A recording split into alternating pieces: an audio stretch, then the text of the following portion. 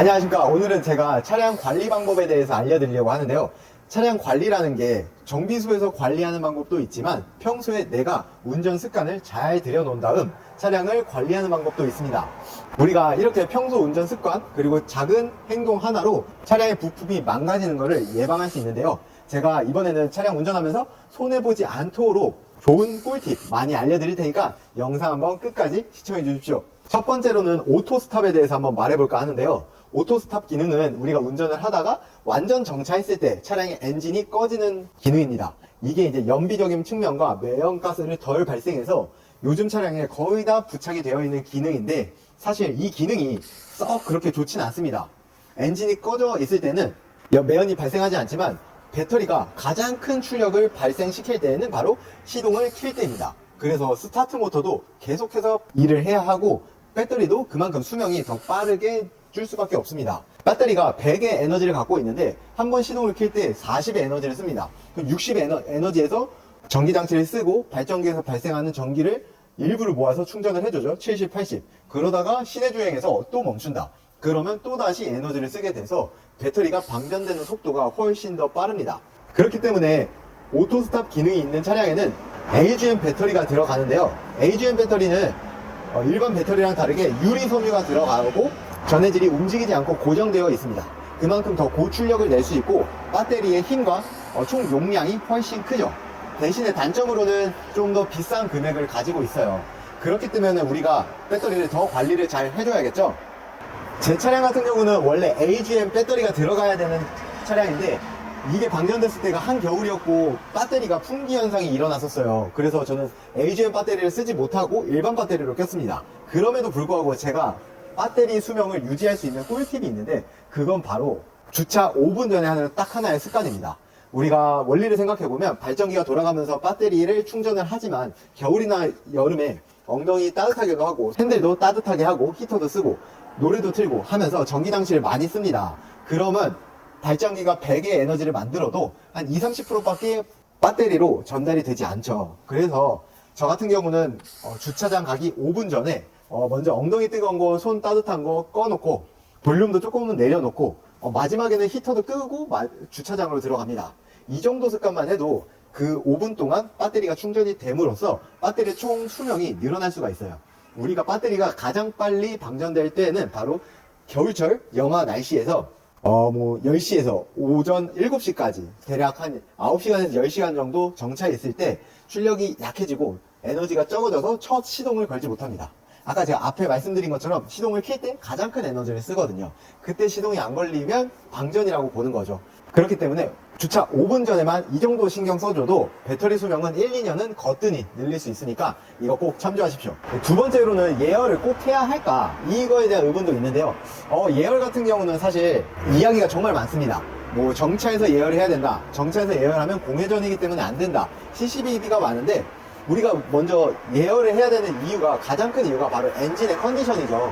처음에 우리도 운동을 할 때 웜업을 하듯이 몸에 열을 조금씩 올려주면서 운동을 시작을 하는데 이 엔진도 처음에 오일이 엔진 전체에 고루 분포해 있는 게 아니라 저녁 동안 레벨이 다운되면서 오일이 없는 부분도 있어요. 그래서 처음에 시동을 켜고 오일을 순환시키고 열이 올라오면 운전을 해야 된다는 주장이지만 사실 우리가 오일이 순환하는 데는 30초에서 1분이면 됩니다. 그래서 시동을 켜고 순환을 시키면서 핸드폰 내비게이션을 켜거나 노래를 선택하면서 1분 정도는 보낼 수 있겠죠. 적어도 30초는 쓸 수 있습니다. 그 다음에 바로 움직이셔도 됩니다. 대신에 너무 빠른 급출발을 하거나 RPM을 너무 올린 상태에서 운전을 하지 않고 그냥 서서히 운전을 하면서 예열을 해주는 거죠. 한겨울 너무 추울 때만 아니면 15분만 운전을 하면 어느 정도 온도 게이지가 올라가게 되거든요. 그렇게 예열을 하는 방법이 더 효과적이고 실용적인 방법이라고 생각을 하고 저 같은 경우도 처음에 시동을 켜고 한 30초 정도 핸드폰 세팅을 한 다음 움직입니다. 대신에 너무 빨리 안 움직이고 천천히 움직여주고 있죠. 예열 같은 경우는 이렇게 좀 실용적이고 합리적으로 이용해 주시면 될 것 같아요. 세 번째는 주유인데요. 아무래도 우리가 운전을 하면서 가장 돈을 자주 쓰는 곳은 바로 주유일 것 같아요. 그래서 주유에 대한 금액도 맨날 체크하게 되고 올랐나 떨어졌나 주유소 들어가기 전에 꼭 체크를 하는 것 같습니다. 낮에 주유해야 더 많이 들어간다. 혹은 연료를 꽉 채우면 연비가 줄어들기 때문에 효과적이지 않다. 이런저런 영상들이 많이 나오는 이유도 우리가 그만큼 주유는 자동차를 운전하는 사람들에게 가장 민감한 주제일 수도 있을 것 같습니다. 이 자동차 관리 측면에서 주유를 자주 해주는 게 훨씬 좋습니다. 우리가 시동을 켜고 엔진이 움직일 때 계속 같이 작동하는 부품이 바로 이 안에 있는데 바로 연료 펌프입니다. 연료 펌프가 연료 탱크에서 엔진까지 계속 연료를 주입해 줘야지만 엔진이 가동을 할 수 있겠죠. 그런데 이 연료 탱크 안에 연료 펌프가 있는데 연료 레벨이 계속 줄어들면 연료 펌프를 감싸고 있는 연료가 줄어들겠죠. 근데 이 연료 펌프는 운전을 하자마자 계속 발생을 하기 때문에 열이 계속 발생합니다. 그 열을 효과적으로 식혀줄 수 있는 연료가 주변에 있으면 그 부품에 있는 열을 잘 흡수를 해줍니다. 잘 방출을 해주고요. 그렇기 때문에 연료량이 너무 적으면 오히려 우리가 차량 관리에 도움이 안 되기 때문에 앵꼬불이 들어오기 전에 미리미리 주유를 하는 게 좋고 최소 4분의 1 정도는 유지해 주시는 게 좋아요. 두 번째로는 특히 디젤 같은 경우는 엔진에 수분이 끼면 굉장히 치명적으로 망가지게 되거든요. 쇳가루가 발생하고 엔진이 멈춰버립니다. 연료 탱크가 있으면 바닥면에 수분이 쌓이게 되겠죠. 연료 레벨이 적으면 그 수분이 연료 펌프로 빨려 들어와서 엔진으로 들어갈 확률이 매우 높아요. 그렇기 때문에 연료 레벨은 4분의 1 이상으로 채워주는 게 연료 펌프에도 도움이 되고 수분이 엔진으로 들어가는 걸 방지하는 데도 도움이 됩니다. 연료 펌프는 이게 수리해보신 분들은 아실 텐데 연료 탱크를 내려야 되는 경우도 있고요. 자동차 의자를 탈거해서 작업을 해야 돼서 시간과 공임이, 비용이 많이 들어가기 때문에 잘 관리해 주시는 게 관리 금액적인 면에서 도움이 될 겁니다. 디젤 같은 경우는 수분 제거제가 있습니다. 이 수분 제거제를 자주 사용해 주시는 게 좋은데 저는 이 업을 하다 보니까 1년에 한 번씩 넣어주고요. 2년에 한 번씩 넣어주시는 것도 추천드립니다. 그리고 한 6, 7만 킬로 정도를 타시면 연료 필터도 교체를 해주셔야 수분 관리에 도움이 되고 전체적인 컨디션 관리에 제일 도움이 될 거라고 저는 확실하게 말씀드릴 수 있겠습니다. 이 영상을 보시는 분들은 너무 잘 알 것 같지만 그래도 우리가 관리를 할 때는 엔진오일 꼭 관리해 주셔야죠. 이 엔진오일이라는 게 사실 관리의 가장 기본이자 시작이자 끝인 것 같아요. 엔진오일 같은 경우는 주행거리가 많지 않으신 분들은 5천에 한 번씩, 저는 10,000km에 한 번씩 교체를 하는데 10,000km 타는 데는 6개월 정도 걸리는 것 같아요. 6개월에 한 번씩 엔진오일을 교체하게 되고 이 엔진오일을 교체하면서 차의 하부도 보게 되고 여러가지 본네트를 열어서 체크를 하게 됩니다. 내가 직접 관리하는 건 아니지만 이 엔진오일 관리를 통해서 나보다 좀 전문성 있는 사람들에게 차를 맡길 수 있는 기회가 되고 이런 실내에 있는 정비소를 찾는 것도 하나의 기술이기도 해요. 여러가지 서치도 해보고 이렇게 유튜브도 보시는 것 같고요. 그리고 마지막으로는 저는 타이어 관리라고 생각을 합니다. 타이어 관리 같은 경우는 요즘 작은 버전으로 들고 다닐 수 있는 공기압 충전기도 있고 주유소 가서도 내가 공기압을 체크할 수 있거든요.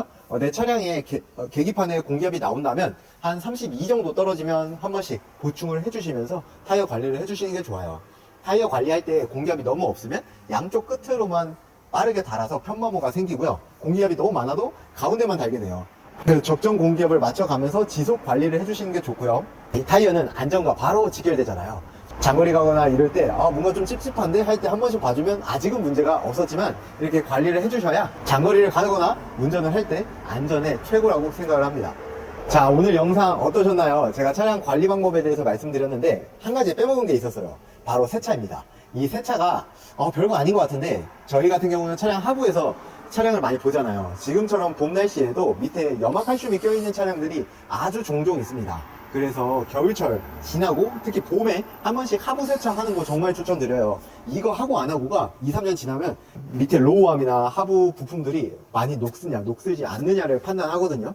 그래서 저 같은 경우도 꼭 하부 세차를 하니까 여러분들도 하부 세차를 통해서 하체 소음과 녹쓰는 거를 방지하시면 좋을 것 같아요. 제가 이제 실내에 있는 정비소 한 군데를 찾아서 소개해 드리려고 합니다. 타이어 전문점도 있고요. 정비도 같이 하는 데도 있어요. 첫 번째는 제가 완산 총판, 완산에 있는 타이어랑 정비를 같이 하시는데, 두 번째로 이번에 촬영한 건 의정부에 있는 타이어 전문점이에요. 이렇게 한 군데 모아가면서 제 채널에 오시면 정비가 필요할 때 저기 가면 여러 군데 정비소가 있던데 한번 봐야지 할 수가 있을 거예요. 제가 담고자 하는 거는 정비소의 대표님이 어떤 마인드로 차량을 관리하고 운영을 하는지를 소개해드리는 간단한 영상이니까 필요하시면 한 번씩 방문하셔서 보시기 바랍니다. 자, 그러면 오늘 영상 여기서 마무리를 하고요. 이제 일교차가 크니까 감기 조심하시고 다음에 또 뵙겠습니다. 감사합니다.